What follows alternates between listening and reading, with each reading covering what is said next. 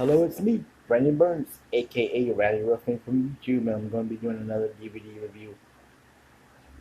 It has both the first this movie I'm about to review has both the first movie and the sequel.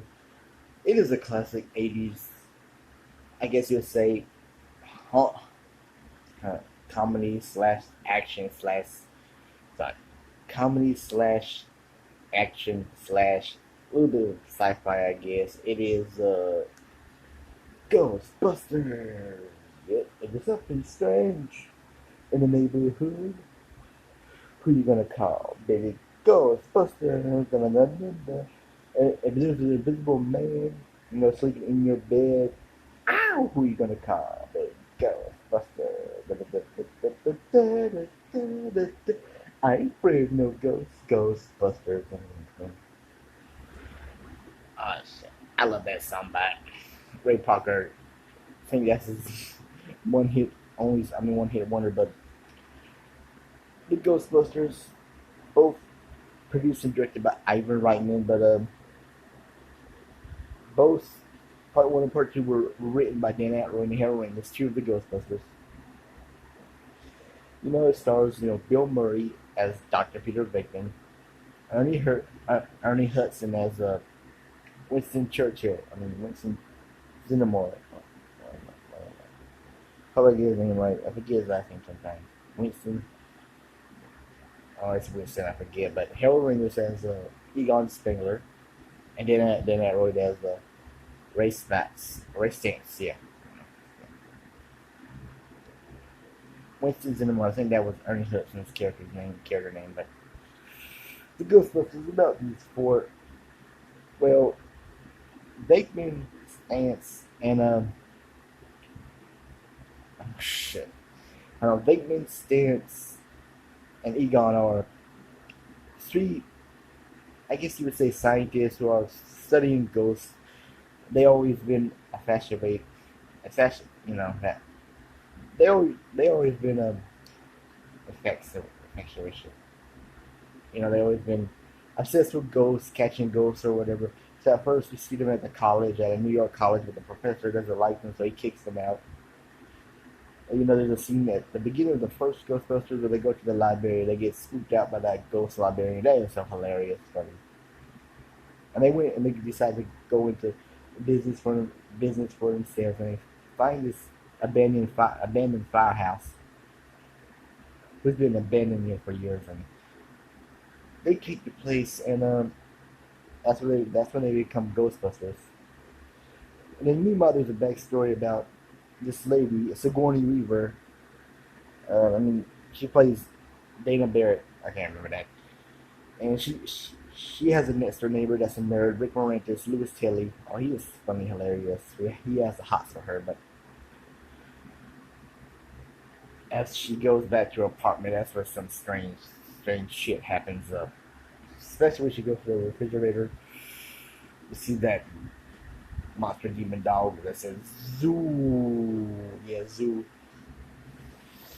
And before that happens, she sees the TV was turned on by a sound, and she saw the commercial for the Ghostbusters, that advertisement for the Ghostbusters.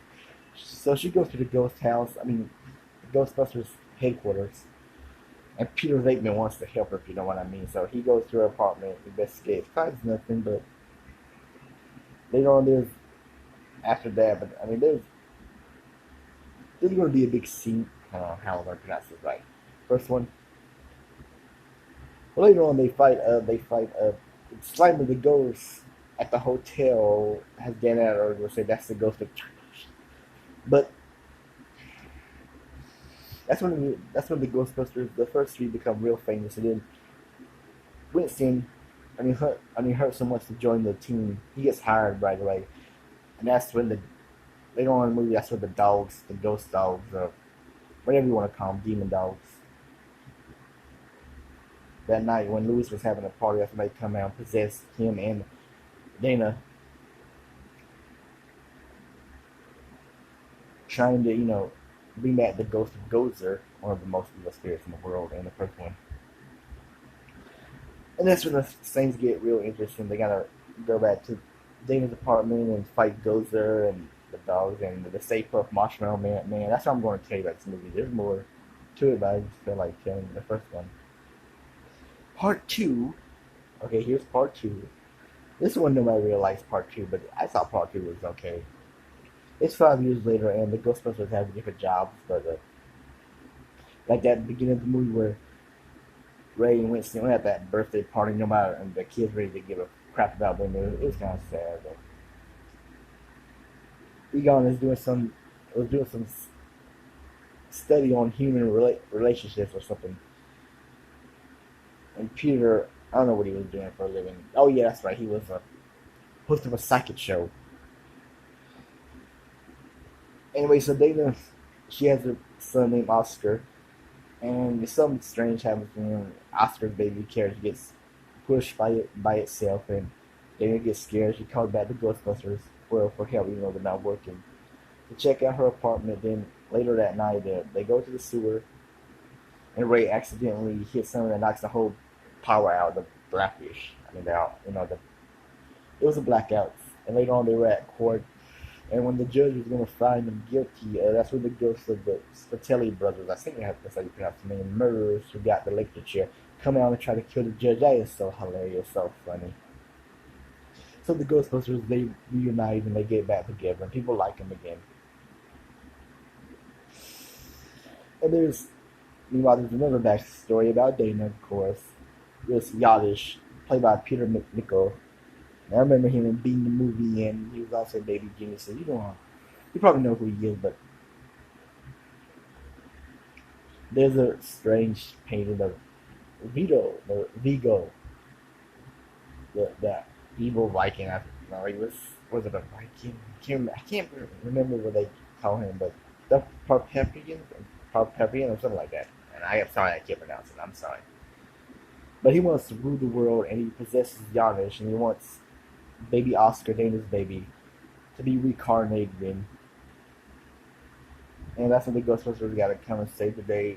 Cause there's also this evil slime that's terrorizing the whole city, and the ghost of the Titanic ship. That's a funny scene. Comes back when the Titanic, the passengers, their ghost just walks in Cheech and Chong. He sees it, well, better late than ever. So the Ghostbusters, they try to blast it with their, what do you call that? Their packs, their Chotron pack. I can't pronounce it. You know what I'm talking about. That failed, so they decided to bring the Statue of Liberty to life. That's the most famous scene in the movie. The Statue of Liberty comes, walks to the museum, and busts the glass with their torchon pack. Yeah, okay. Yeah, I was about to say torchon pack. I'm sorry. Oh well, I don't know how I am. And the Ghostbusters saved the day at the end of the movie. Both movies are good movies, Even two, I know a lot of people didn't like two very much. Bill Murray even said he didn't like two very much. But I thought both of them were really good, and for years they were trying to do a Ghostbusters 3. I thought they did Ghostbusters 3 for some reason. For some reason I always dreamed that there was a Ghostbusters 3, but there wasn't.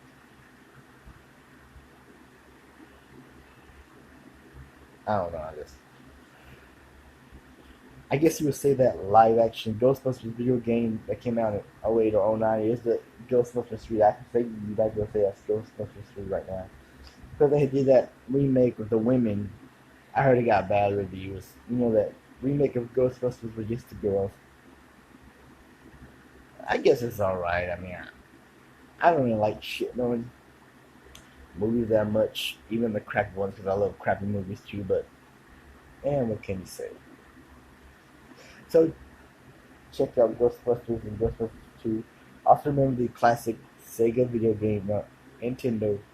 Ghostbusters 2 Nintendo, Ghostbusters 2 Atari, and Ghostbusters Sega. They had a lot of Ghostbusters video games.